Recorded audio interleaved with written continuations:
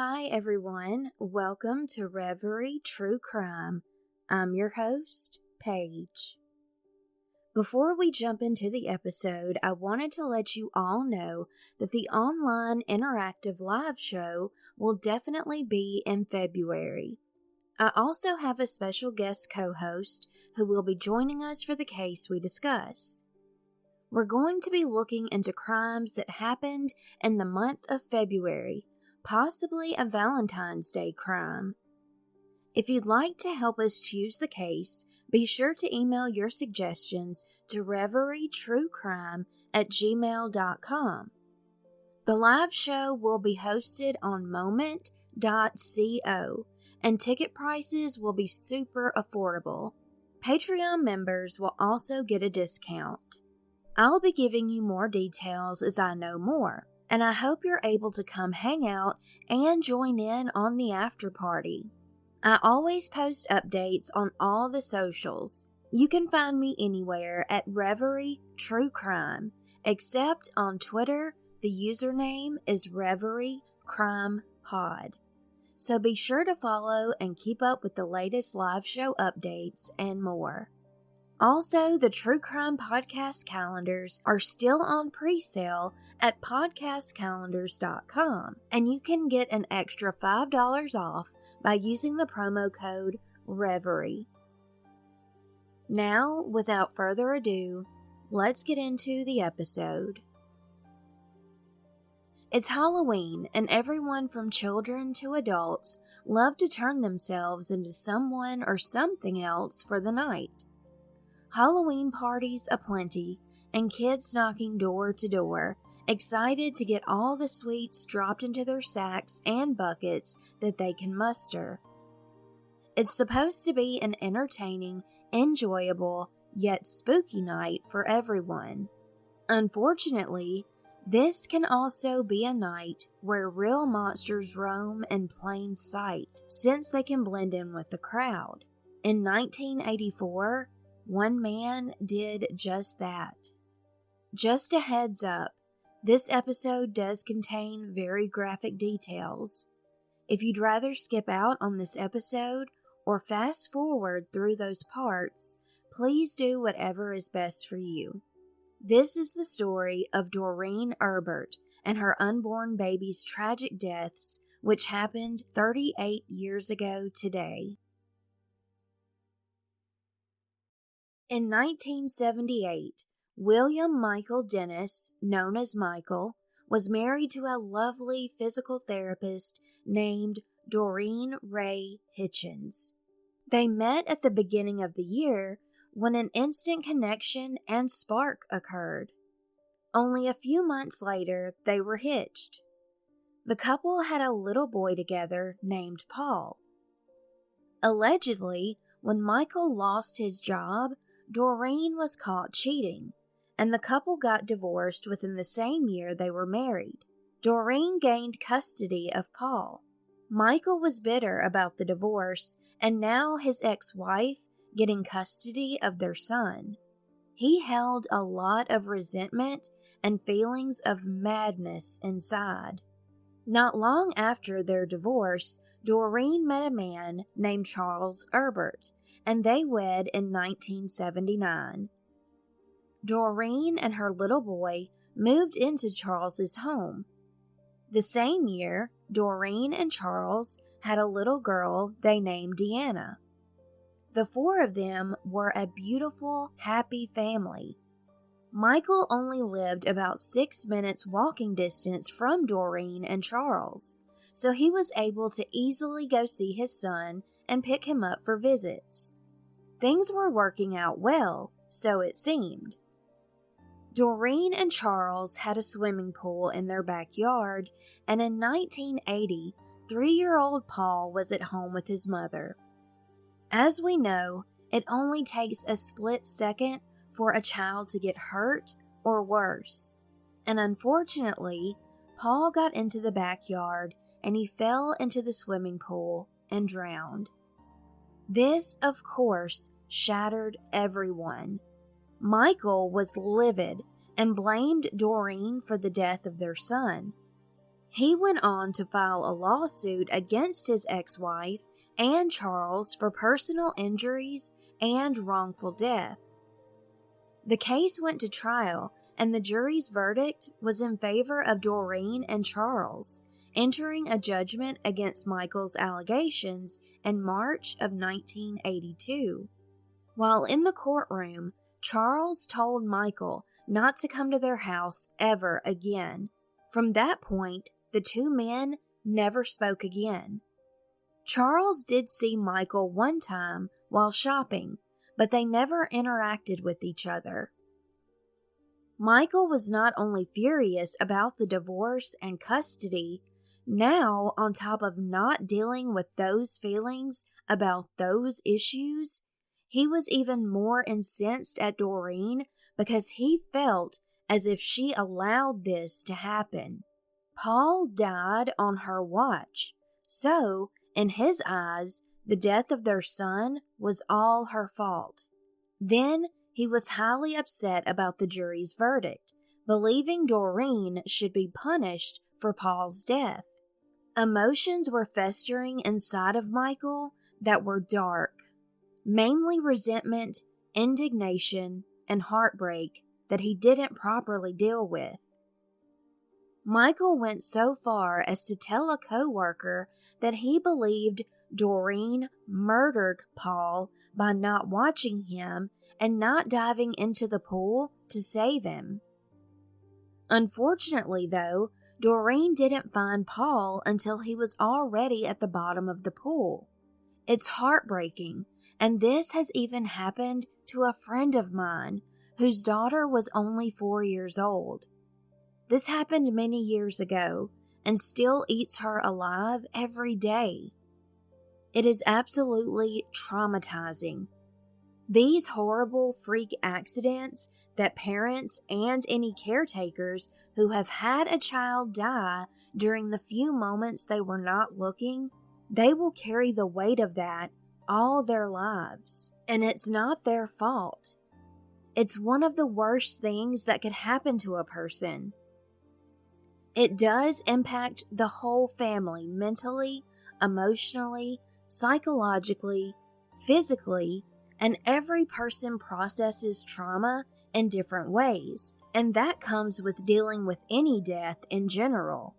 It's never easy, and every death usually stirs different feelings and emotions inside of us. It's never the same, and we never get used to it or get over it. However, to put blame on someone for an accidental death completely out of someone's control is not okay. That person is already broken and feeling shame. Putting the blame on someone is sadly and inappropriately the way some people so-called cope and try to make sense of deaths that they feel could have been prevented, that they won't accept was a freak mishap.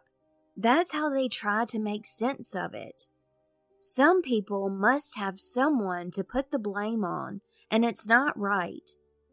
I myself have known many people who have done this, and I've seen the catastrophic toll that it takes on the person being condemned. The tragedy itself is enough of a blow to the chest and something they will heavy-heartedly deal with forever. That is what Michael made himself believe, that Doreen was responsible and she needed to pay for it.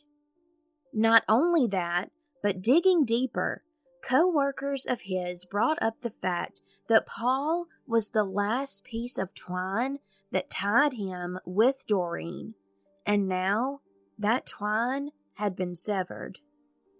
Around October 1st, 1984, Michael was working at Lockheed Missiles and Space Company. He had been a sprayer in the making of tiles used in space shuttles, but he lost his position. To get around being laid off, Michael decided to transfer to a lower position with much less pay, working in Lockheed's document reproduction unit. He wasn't pleased about it, and he made sure it was known. Michael would spout off sarcastic remarks about the unit's work to his prior supervisor. At that time, Doreen was 31 years old and with child. She was 8 months pregnant, expecting a little boy. Standing at 5 feet tall, her sister would joke with her, saying Doreen was as far out as she was high. It was visibly obvious that she was pregnant.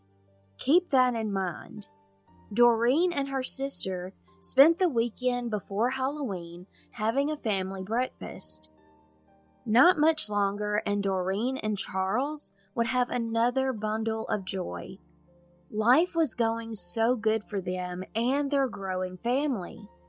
When Charles got home from work on Halloween evening, 1984, he scooped up their daughter Deanna and took her out trick-or-treating while Doreen stayed at home.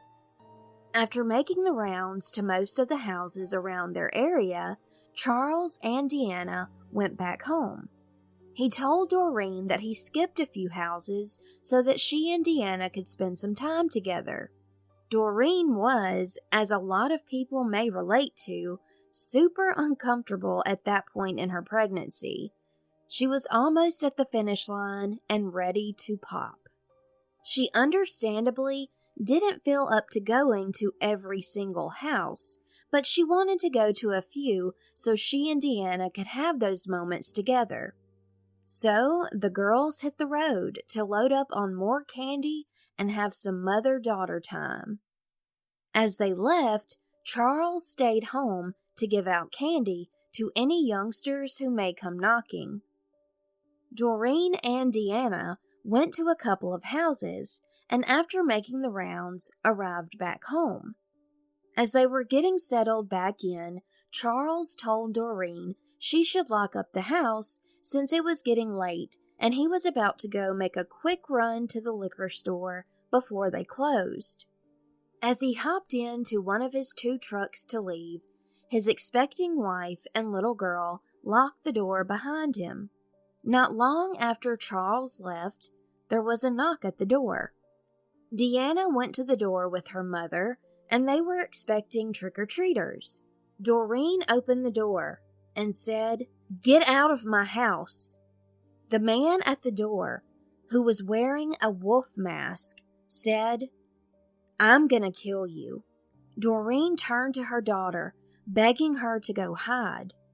Deanna, only about 4 years old at the time, ran behind the couch as she heard the man's voice and her mother's going back and forth.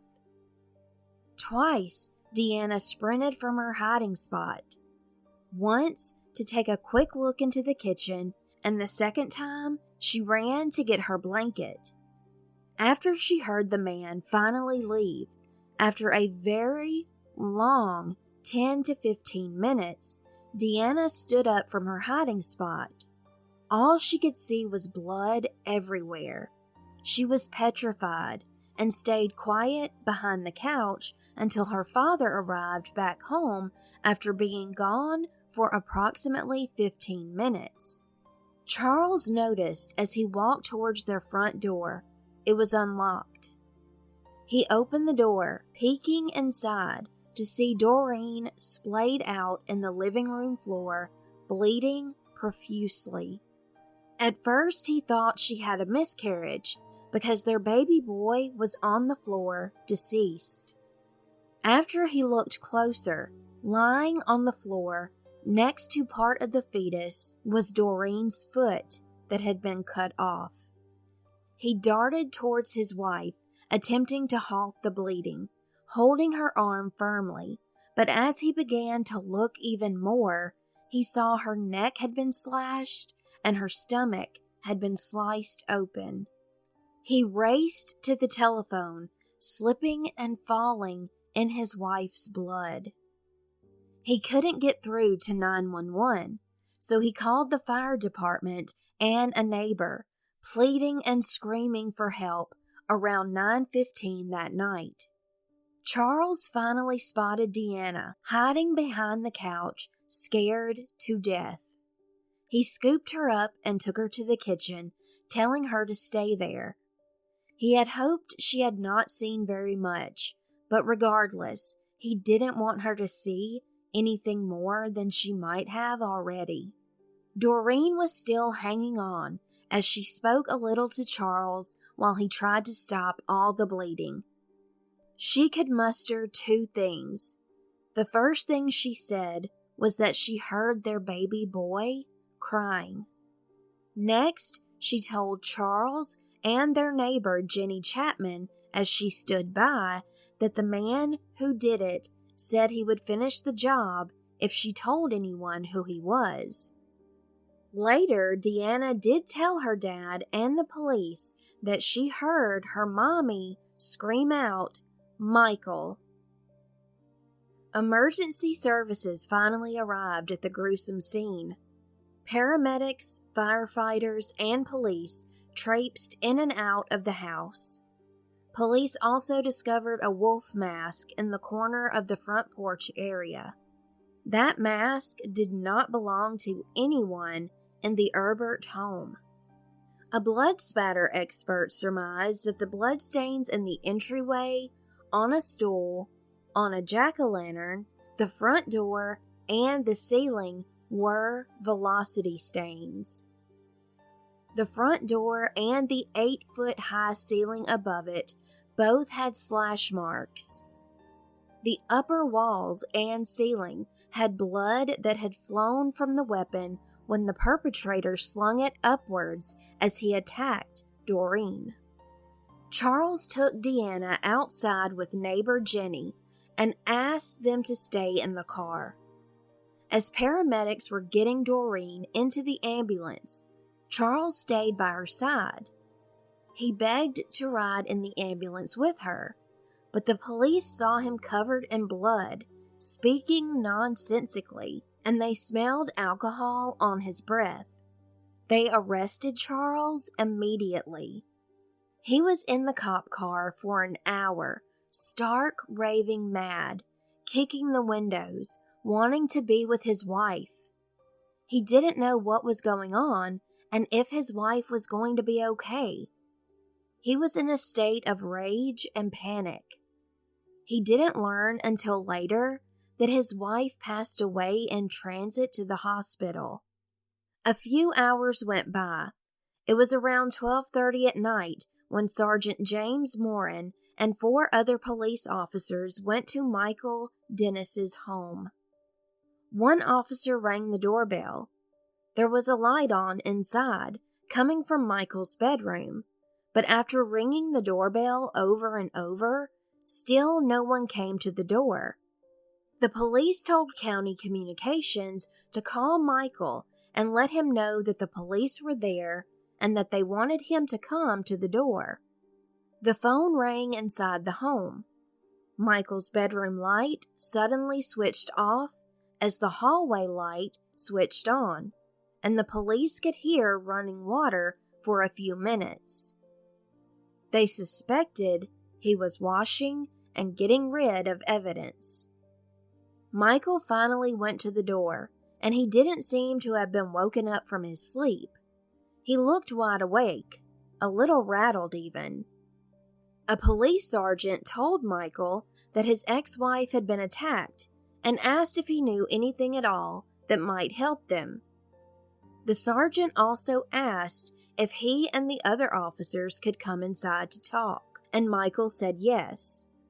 As Michael took a seat at his kitchen table, he listened to the officers talk about Doreen's awful murder.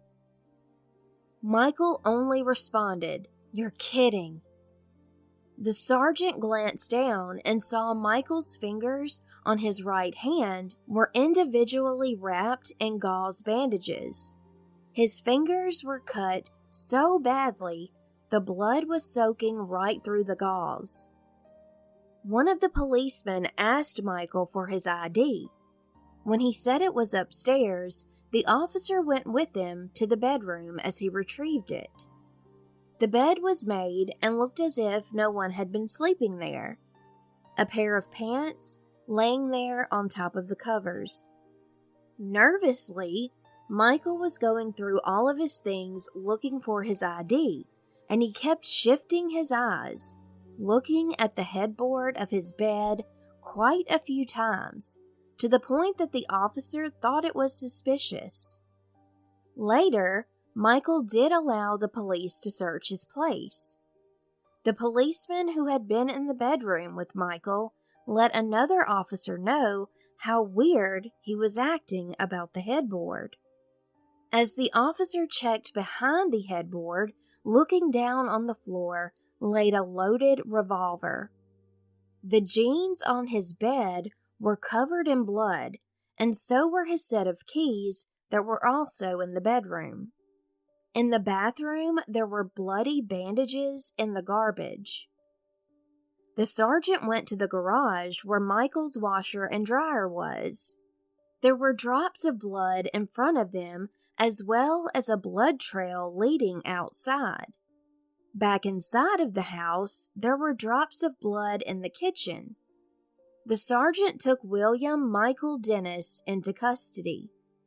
After he was detained, they found his mother asleep in a separate little apartment located at the back of the home. At almost 2 a.m, police were still investigating. They came upon a trail of blood that began around 100 yards west of Michael's house and went up the driveway where it would meet the blood drops in the garage. The trail stopped in front of the washer and dryer. In a trash can in the garage was a little ball of blood-stained fibers stuck onto it. The same type of fibers were found in his mother's apartment. The hood of Michael's truck wasn't hot, but it was still warm after all of this time. It must have been driven recently. The truck was completely dusty, except the driver's side door and window, where it looked to have been wiped off. An officer spotted blood on the ignition switch, the radio dial, on a piece of rope in the truck, on the seat's back rest, and on the steering column. Spots of blood were found on the seat and on the rubber mat under the gas pedal. At the same time this was happening, Michael was at the police station waiving his rights and sitting down for a recorded interview that he agreed to do. He said he had been at home since he got off work around 4 that afternoon and walked outside in front of his house a few times to give children candy. Authorities asked Michael to talk about some of his previous Halloween costumes if he had any. He told them about many he had worn to parties over the years, but conveniently failed to mention a big, bad howling costume he had sported the year before. Officers wanted to know about the cuts on his hand. Michael said he had carelessly tossed up a kitchen knife into the air, accidentally catching it by the blade instead of the handle. He couldn't recall if he went to the garage after he had sliced his fingers. Michael was adamant that he had not been to Doreen and Charles's home or anywhere near it that night. On Tuesday, November 6, 1984, the Santa Cruz Sentinel reported that Michael Dennis was scheduled for an arraignment on Monday, the 5th, the previous day. However, it didn't happen. Prosecutors stated they didn't have enough evidence at that time to charge him. The San Jose police chief said they were calling for the death penalty in the murder case, and letting Michael go was highly concerning to him. He also said, quote, "The arrest was valid in our opinion. There are no other suspects under investigation." As Michael left the county jail, he declared he was innocent, saying, quote, "I didn't do it. I hope they catch the person who did, but I'm not the one who did it." 34-year-old Michael was arrested again not even a full day after he was let go. After the Santa Cruz Sentinel reported that he had just been free to go on Monday, another paper reported on the rearrest that happened later that Tuesday after the Santa Cruz Sentinel had been released too early to get that news. So things were moving quickly. As soon as the lab results were completed on evidence that was tested, he was back in handcuffs being hauled off to jail. Authorities went back to Michael's home to search more after they had obtained a search warrant. Back inside of his bedroom, adhesive labeling for a Stanley 18-inch machete was found in his closet. So far, there was no machete found, but they did find receipts for it, which led them to a local hardware store. While they were there, they bought the Stanley 18-inch machete with the same label, putting it into evidence in case they didn't find the machete they suspected he used. The wolf mask was easily connected back to Michael since the prior Halloween he had gone to a party wearing the same eerie wolf mask that had eyes bulging forward, a tongue hanging out, and he was donning matching rubber hands. A witness from the party told police officers that there were tons of pictures of him wearing that mask, and those photos were put into evidence. On November 19, 1984, Michael pleaded innocent in municipal court. He was accused of murder with special circumstances, and if found guilty, he was looking at the death penalty more than likely.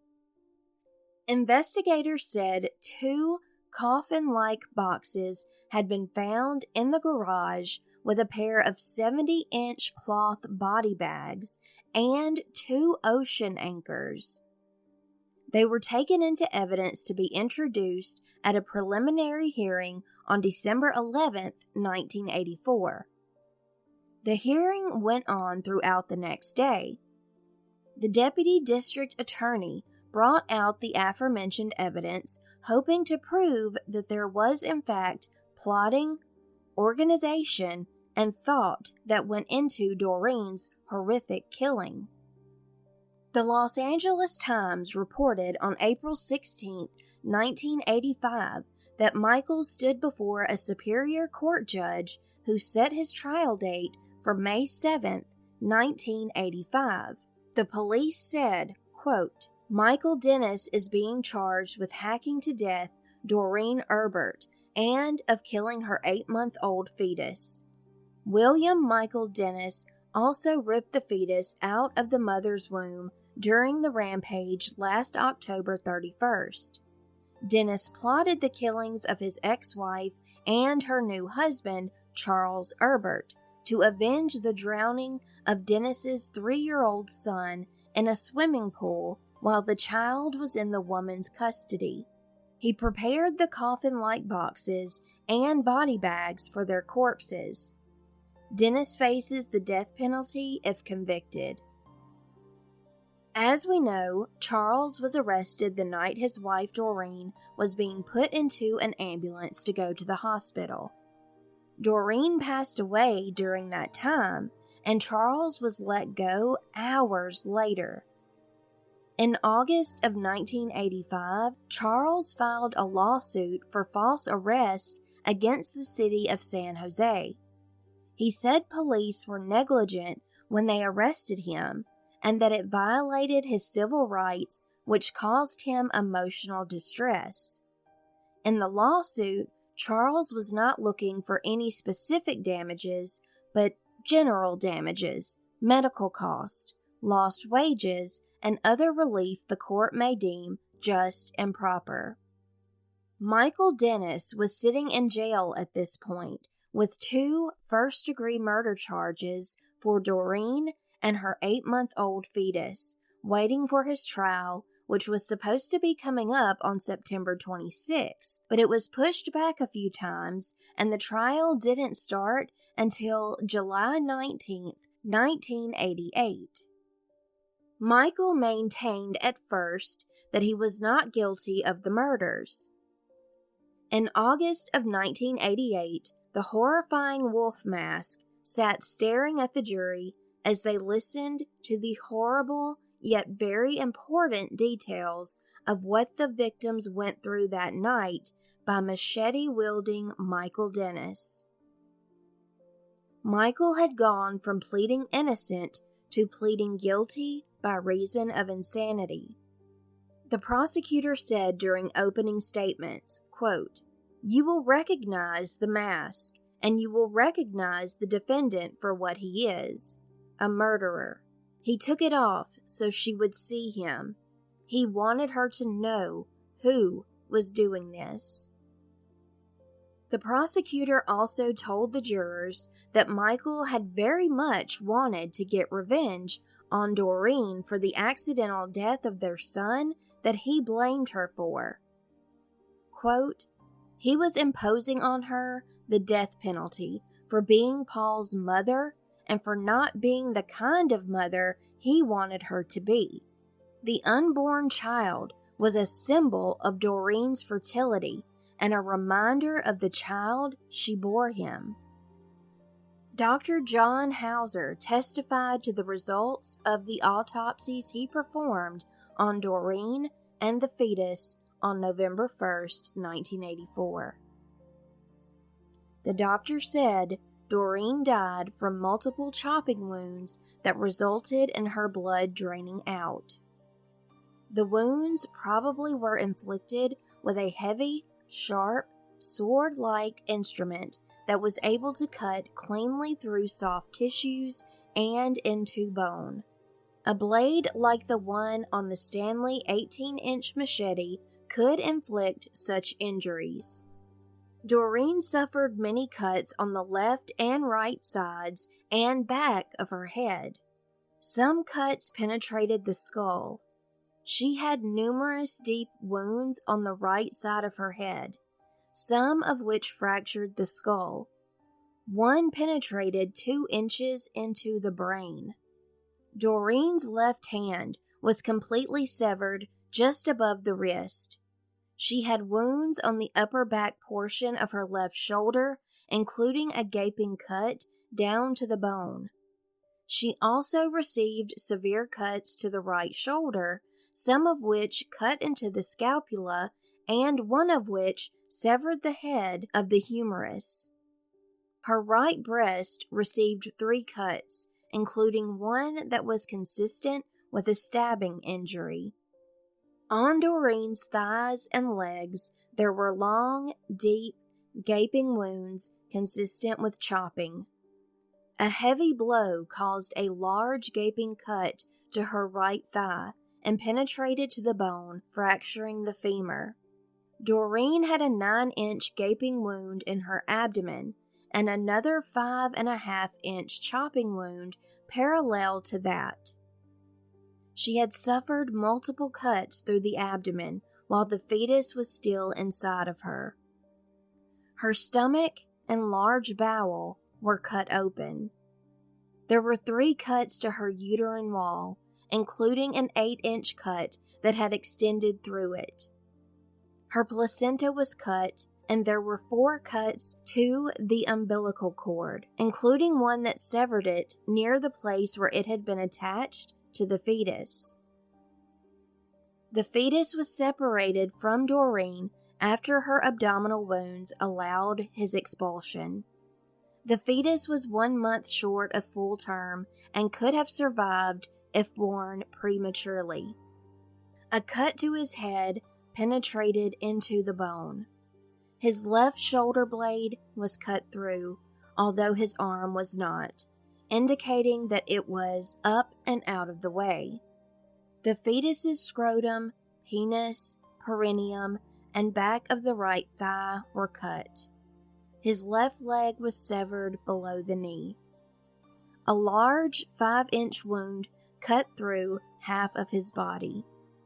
This wound extended from his upper right abdomen through his left chest to his armpit, cutting through the shoulder blade, the second thoracic vertebra, the liver, and one lung and transecting the heart.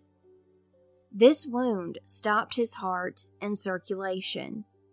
Examination of his lungs demonstrated they had never been expanded and there was no air in them. The fetus never breathed or lived independently of Doreen. The injuries to Doreen and her fetus prevented the fetus from ever breathing. A lot of the jurors understandably grimaced and looked sick to their stomachs. Michael's mother took the stand to testify that she and her son had dinner that night about 6 or 6:30, and she went back to her separate apartment around 8:15. Before dinner, she said that she and her son had not seen each other. Michael's next-door neighbor testified that Michael gave her some mail that had been sent to his mailbox that belonged to her around 6:30 and told her he was going to a Halloween party. Don Isbell, a neighbor of the Erberts, testified that he and 2 of his children went trick-or-treating in the neighborhood, stopping by Charles and Doreen's home before going to a party at 7 o'clock at his son's school. He said Doreen obviously was pregnant. As Don was leaving, he and his little boy saw a man wearing a wolf mask that looked like Michael's. The man in the wolf mask was standing in the street and looking at the Erberts' house. Between 6:30 and 7, another neighbor, Manuel Gonzalez, saw a man he later recognized as Michael Dennis lingering across the street from the Erberts. He was looking back and forth at Charles and Doreen's home and the house next to theirs. A witness who was chaperoning a group of children that night said she saw a man wearing mechanics-type coveralls, not bib overalls, and a goofy wolf mask about 8:55 p.m. The man was walking down the same street that the Erberts lived on, going in the direction of the pedestrian overpass that connected Michael Dennis's neighborhood to Doreen and Charles's. The masked man was carrying a big grocery bag by his side, which looked like it had something heavy inside. A 10-year-old who lived next door to Michael saw a man wearing a wolf mask walking down the street toward the pedestrian overpass around 8:30 or 9 that night. As for the defense's argument, Michael's attorney said it wasn't an issue of whether Michael killed Doreen and her unborn child. He did.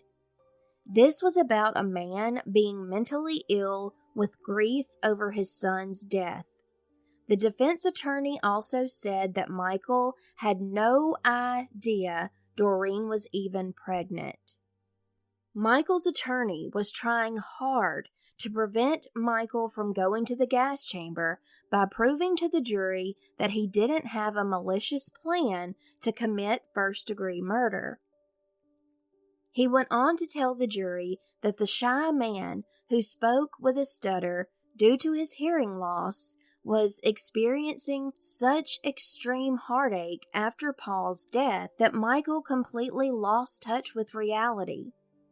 The jury was told that Doreen and Michael had made a bank account for Paul when he was born, and after his death, Michael would still put money into his son's account. In his possession was always a picture of himself next to his son's grave. The defense attorney went on to tell the jury Michael had balled himself up into the fetal position after losing the lawsuit against Doreen and Charles while in the office of his attorney at the time. He let out a primal scream in that attorney's office. He cried on the floor, saying, quote, "She got away with it! She got away with it!" Michael's friends testified on the stand about how great and compassionate he was, who had loved and been so proud of his little boy. One of his friends stated that Michael was a very quiet person who was absolutely devastated about the death of his son, and he became even more reserved and removed from reality when Paul died. Also, they said, Michael's heartache and misery over Paul's death was almost strange to them, and before Halloween, Michael seemed hopeless. Michael did allow a man named Dan Reed to rent a room in his house in August of 1984. Dan said, from what he saw, Michael wasn't obsessive about Paul's death, and he never indicated that he held a grudge or had resentment towards Doreen. Psychiatrist Samuel Benson interviewed Michael 5 times during April and May of 1986. The last interview lasted 4 hours and was recorded on video. At the time, Michael was very sedated with a medication that lessens inhibitions. The medicine could help people open up and talk about issues that they have held inside, likely not dealing with those matters in a way that is healthy. Dr. Benson based the diagnosis of Michael on those 5 interviews, medical reports, the public defender's investigator's notes, a psychosocial history done by a sentencing resource specialist, a psychological report done by another doctor, Dr. Stevenson, and many people's accounts of Michael's life history. The psychiatrist talked about how Michael suffered from hearing loss as a child. That caused him to develop a stutter, and he would stare at people's mouths to read their lips a lot of the time. Michael's parents divorced when he was 9 years old. After that, he developed an eating disorder and gained a lot of weight. This would be a problem that he would continue to have throughout his life. Around the age of 19 or 20, Michael was depressed and unable to, quote, get any girlfriends, and at one point, he tried to take his own life. Dr. Benson went into the marriage of Doreen and Michael, the divorce, and ultimately Doreen gaining custody of Paul. Doreen's dog allegedly drowned in the swimming pool, and after that incident, Michael said he became concerned about his son's safety. He told Doreen to fence the pool in and offered to pay all or part of the cost. Doreen eventually did have a fence put up around the pool. Michael told Dr. Benson that he had been concerned because Doreen used marijuana while Paul was in her care. He also said that he had been very generous to both of them after the divorce. Michael said Paul was very close to him and sometimes did not want to go back to Doreen and Charles's house after their visits were over. Michael had taken Paul back to Doreen earlier on the day he drowned. Michael claims that Paul did not want to go home. He said he had a premonition of his son's death, and in the beginning blamed himself for Paul's death. Dr. Benson did admit that Michael began to blame Doreen for Paul's drowning. He thought Doreen should have jumped in the pool herself to save Paul instead of going to the neighbor's house for help. The doctor went into how Michael sued the Erberts since his friends and family suggested that he should. He said he felt like he was the only one who was even sad at Paul's funeral. Michael began to believe that Doreen had actually wanted Paul to die, although no one else believed that.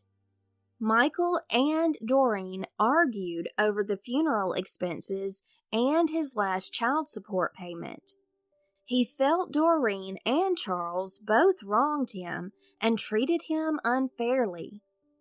Dr. Benson said it was their belief that the reason Michael filed the lawsuit was to get rid of his own guilt for Paul's death.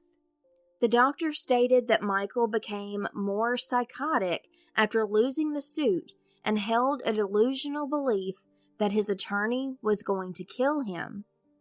Michael went to therapy, but Dr. Benson didn't think the therapy sessions were adequate. According to Dr. Benson, Michael eventually started to fantasize about killing Doreen and Charles in retribution for Paul's death, noting that on the night of the killings, Michael was supposedly struggling with these fantasies when he became overwhelmed by longing for his son, which heightened his triggers when he saw and interacted with little ones who were trick-or-treating. Michael made the decision to go kill them that night because he thought he could get away with it, Dr. Benson said. Ultimately, the opinion of Dr. Benson was that Michael Dennis was suffering from a mental disease and became delusional. Michael confessed to Dr. Benson that he murdered Doreen and the fetus, but he insisted that he did not know Doreen was pregnant. However, by everyone else's accounts, it was apparent that she was. When you see the pictures of Doreen that were more recent, you can definitely tell she was about to pop. Dr. Benson was sure that Michael became enraged, as demonstrated by his inability to communicate more than spotty particulars of the moments leading up to the killings. The doctor said that this showed his brain was not functioning and taking notes of events accurately. Dr. Benson also accepted Michael's claim that he was not seeing in color when he was killing Doreen and her fetus, saying this demonstrated a medical condition and that he was infuriated. Michael stated that when Doreen answered the door, she turned her back on him. He told her, "You killed my boy." Doreen then recognized his voice and told him to leave. Michael told her he was going to kill her, and that's when he began to stab her. Michael claimed he realized Doreen was pregnant only after he saw the amniotic fluid and the fetus on the floor. Michael swore to the doctor that he would not have hurt Doreen if he had known she was pregnant. He said he left the house after seeing Doreen was vomiting blood. He denied cutting the fetus. Another sinister fact, according to Michael, was that during the murder, he asked Doreen what it felt like to drown.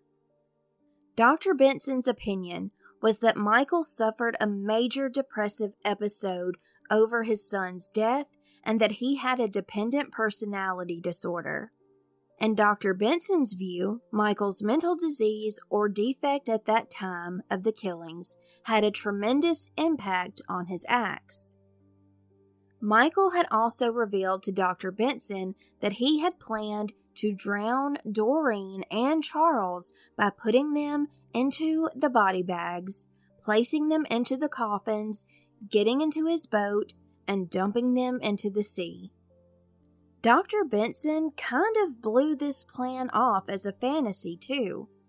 Although Michael indeed owned a boat and had in his tool shed those coffin-like boxes which could be locked, the 2 body bags, and 2 anchors. As far as what I researched and read, the psychiatrist did not say that Michael was insane at the time of the killings. Now the jury had to decide, was Michael out of touch with reality and did not plan to murder his ex-wife and her unborn, or was it the total opposite? On August 16, 1988, the jury of 10 men and 2 women came back with a verdict. Guilty of first-degree murder of Doreen Rae Hitchens-Erbert and second-degree murder of the 8-month-old male fetus. They had to decide now if the death penalty or life in prison without the possibility of parole would be his punishment. About the verdict, Michael told reporters he believed the verdict was, quote, really wrong, and then his attorney told him not to talk. September 6, 1988, was William Michael Dennis's sentencing day. Before he was told his sentence, he wept to the judge. Quote, "I'm very sorry. If killing me would bring my little boy back, I'd say take me now." He went on about how he was a clean-cut man who felt sorry for people bent on revenge. Michael apologized to his parents and to the victims and their families. As he was being led out of the courtroom and walked by the victims' families, he said, "Good night." It was determined that his sentence was to die in the San Quentin gas chamber, with the judge saying there was no justification for any murder. The Lake County Record Bee reported in November of 2016 there was an extremely emotionally charged issue on the voting ballot: California's death penalty. Charles Erbert and others who supported capital punishment were hoping for a vote of no on Proposition 62. A yes would abolish the death penalty in California. They hoped for a vote of yes on Proposition 66. A yes would keep the death penalty and would speed up an appeal process that often drags on for decades. People who were not for capital punishment said Proposition 66's plans of faster, more efficient appeals was a fantasy, and made others aware that could cost the state tens of millions of dollars a year to carry out if voters backed it. That's why people who opposed the death penalty were seeking a yes vote on the other Proposition 62, which would make life without the possibility of parole the maximum penalty for murder. Charles was 65 years old at the time, and he spoke on the matter in reference to Michael Dennis and the murder of his wife and unborn child. Quote, "This crime was cold and calculated. He did it deliberately, and he's not sorry. Scripture tells us not to kill, but it also tells us that he who strikes a man and kills him shall surely be put to death."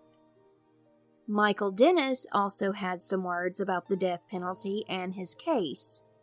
He told the Record Bee while behind a chain-link fence of the exercise yard at Marin County Prison, quote, "I know I'll get my case overturned eventually, but if I had a choice between dying tomorrow or spending 30 more years in prison, I would pick death tomorrow." Charles and Doreen's daughter, Deanna, who was 36 years old at the time, stated, quote, "I can forgive, but I can't forget, and I do think that he should get the death penalty. I had to grow up without a mom and a brother." If voters were to endorse Proposition 62 and abolish the death penalty, Deanna promised to do anything in her power to switch it back around. Michael Dennis also said, quote, "I lost a son, and I have to live every day with that knowledge. I want a new trial. If people knew what I'd been through, the verdict would have been different." Charles told the Record Bee, as his eyes welled with tears, quote, "Finally, she got pregnant, and he took that life too." Charles also said that Doreen had 2 miscarriages before she got pregnant for the last time. Still, he said, quote, "I want him to know we survived, and we're making it. He hasn't conquered us." The outcome of the votes were in favor of the death penalty, which worked out for the Erbert family.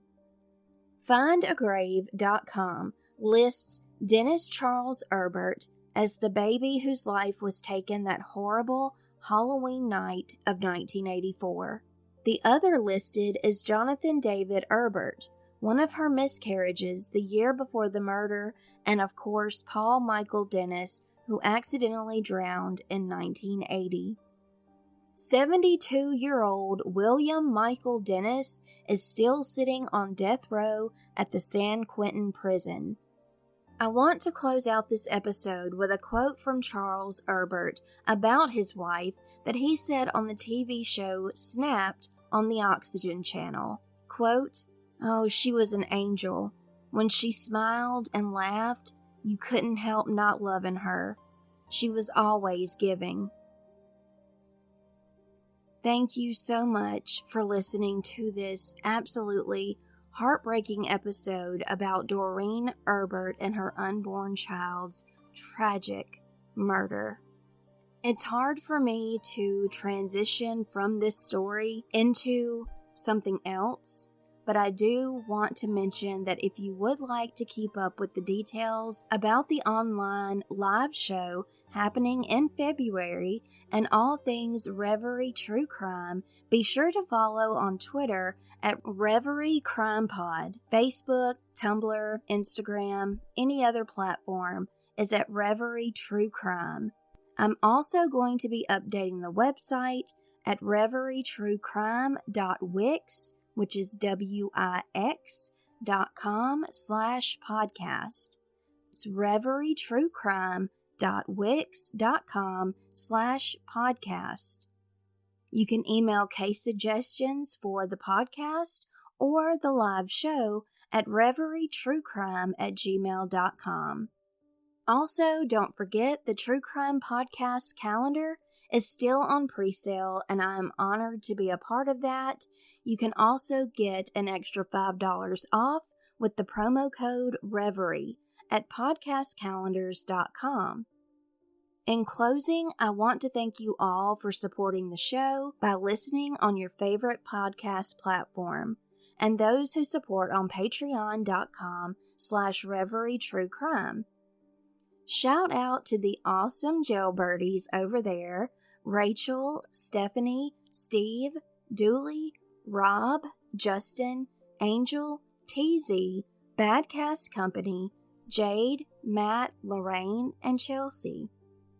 I hope you all have a very safe and fun Halloween.